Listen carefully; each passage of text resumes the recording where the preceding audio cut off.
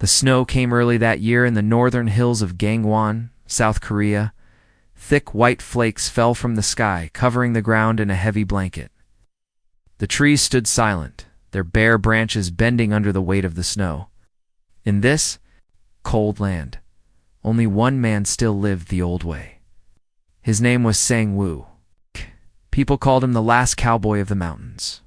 He wore a worn hat and a heavy coat, and he rode his strong horse across the hills every morning. He'd fixed fences, checked on his cattle, and watched the weather. Sang-woo was not a man who liked to talk. He worked alone, moving slowly but surely through the deep snow. His horse's breath made white clouds in the freezing air. Every sound was muffled by the snow. The world felt empty and quiet. But one morning, as he rode near Black Hollow Pond, he heard something strange. It was a weak, thin cry that echoed through the silent trees. Sang-woo stopped his horse and listened. The sound came again. It was not the howl of a wolf or the scream of a fox. It was softer and sadder, like a baby crying. Sang-woo's heart beat faster. He climbed off his horse and walked through the snow to the pond. The surface was frozen, a thick layer of ice covering dark water. Snow lay heavy on the ice. The cry came again, this time even weaker. Sang-woo looked down and saw something moving under the ice. At first he thought it was a bird or a fish. But then he saw small wings pressed against the ice. He saw shiny green scales and a long thin tail that twitched slowly. His eyes widened. It was not a bird. It was not a reptile. It was something else. It looked like a baby dragon. The tiny creature's eyes were open under the ice. They were slitted like a cat's eyes, bright and full of fear. Sang-woo saw bubbles of breath trapped near its mouth. The dragon was still alive, but just barely. He did not stop to think. He took his rifle and swung the butt down onto the ice. The ice cracked, but it did not break. He swung again, harder. His hands went numb from the shock. Cold water splashed onto his coat. He swung again and again, grunting with effort, until the last layer of ice shattered with a loud crack. Sang-woo reached into the freezing water with both hands. His gloves were soaked. The cold burned his skin. He grabbed the small dragon and pulled it out of the pond. It weighed less than a calf, but was shivering violently. Its wings were torn and its scales were cut. Frost clung to its tiny horns and claws. The creature's weak claws gripped his shirt, and it let out a soft, pitiful whimper. "Easy, little one," Sang-woo whispered. His breath formed clouds around his face. "You're safe now." Sang-woo hurried back to his horse. He tucked the baby dragon inside his thick coat to keep it warm.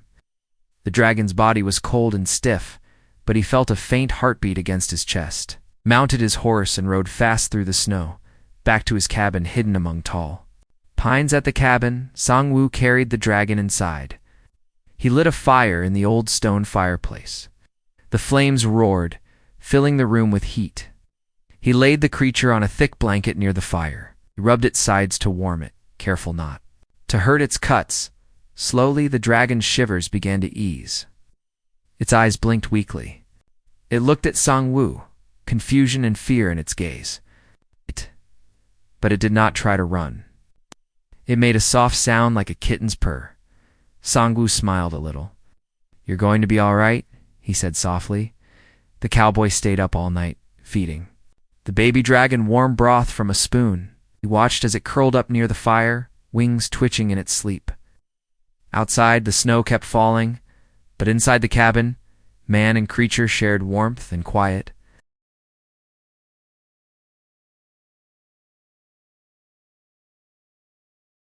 Days passed in the small cabin in the snowy hills.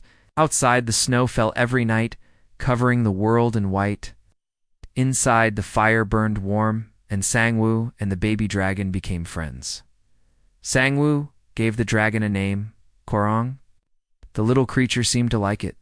When Sang-woo called Korong, the dragon would trill softly and flap its small wings.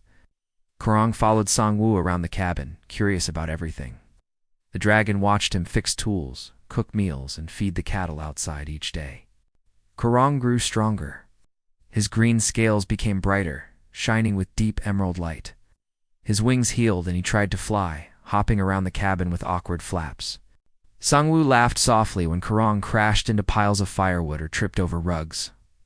Kurong learned quickly. When Sangwoo spoke, Kurong tilted his head and made small chirps as if trying to answer. At night, they sat by the fire together.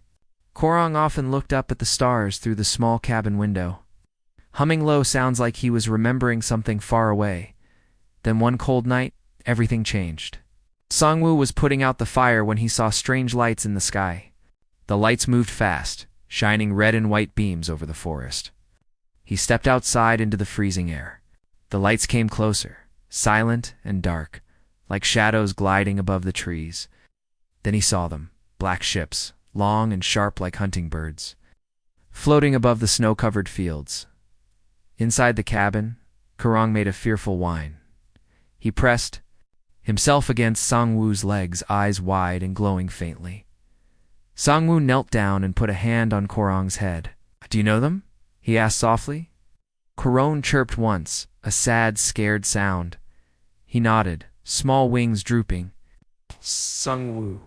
Understood. The ships were looking for Kurong. He grabbed his old coat and rifle.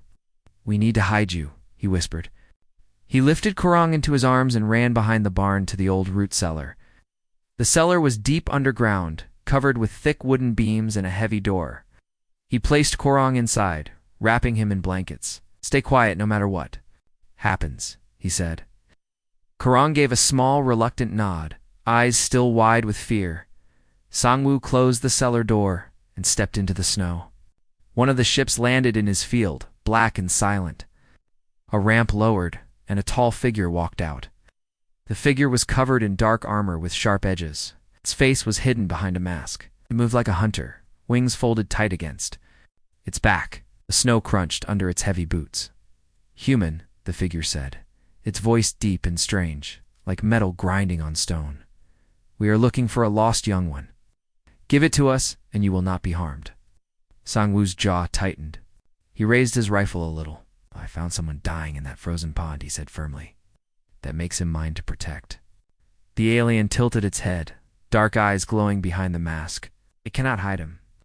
We see life signs here that do not match this planet's creatures." "You calling my cows liars?" Sangwoo shot back, his voice cold. Snow swirled between them. The alien stepped closer, turned the hatchling, or faced the Dreyer's anger. Sangwoo's finger tightened on his rifle. No. For a long moment, the world was silent. Snow fell quietly around them. Then the alien looked at Sangwoo for a few seconds. Slowly, it turned and walked back to its ship. The ships lifted into the night sky, black shapes vanishing. Among the stars, Sangwoo let out a long breath. He hurried to the root cellar and opened the door. Kurong jumped into his arms, shivering. Sangwoo held him close. "They're gone. You're safe." Kurong looked up, eyes shining. He pressed his small claw to Sangwoo's chest. A warm light spread from the dragon's touch, leaving a glowing spiral mark on Sangwoo's hand. He gasped, feeling the warmth in his bones. Kurong trilled softly and curled up at his feet. Life continued, but Sangwoo was no longer alone. He had a friend, a dragon who trusted him in the snowy hills under the endless night sky.